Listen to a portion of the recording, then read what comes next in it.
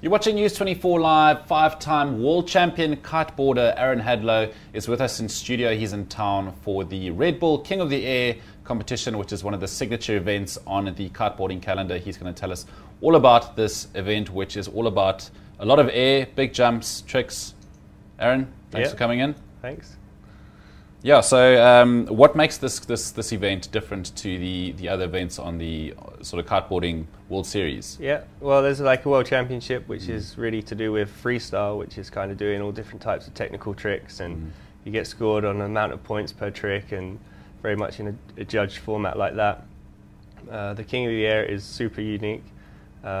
We had some events in the past which was about big air, and kiteboarding started off in the past with mainly just doing big jumps, and then it evolved into something else with more freestyle, and it was a little bit lower.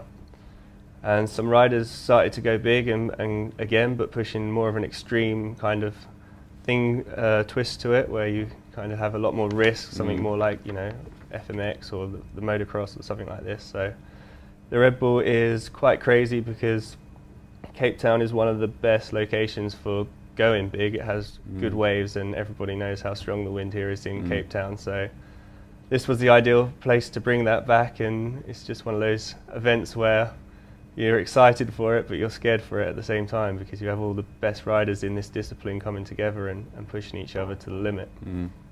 So now what's interesting is the event is being held between the 31st of January and the 15th of November, but it's only one day, so you guys wait for the perfect conditions. What are the perfect conditions? Well, we're looking for the strongest wind mainly. That's with kiteboarding.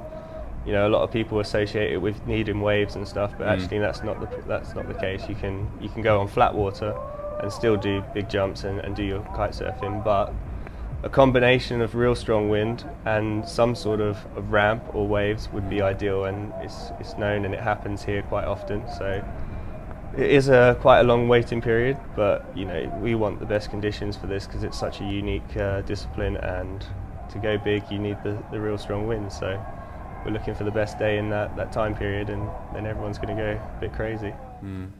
Now, you were saying before the interview how the discipline of kiteboarding has evolved. This is not only the third year running that the Red Bull King of the Air will be in Cape Town. How has it, in your career, how has the sport changed? And do you think that this event is here to stay in Big Bay? Yeah, I think it's here to stay for sure. And I've been in kiteboarding almost since day one, actually, since it really first started. I was part of a young generation that come up through the scenes, and the first group of riders that were solely into kiteboarding from the start, not kind of diverse from other sports like windsurfing. So, I was there back in the day when the first jumps were quite a big deal, the first spins were a big deal. Then it was about going big. It was like a unique thing, and something you wouldn't see on the water, people flying through the air back then.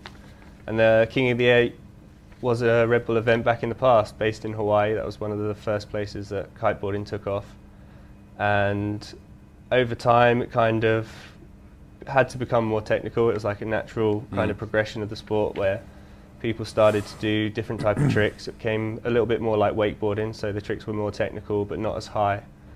And there's a real kind of divide in kiteboarding that a lot of people want to push that side of the sport, and I was very much a part of that, and I still am, competing on the world tour.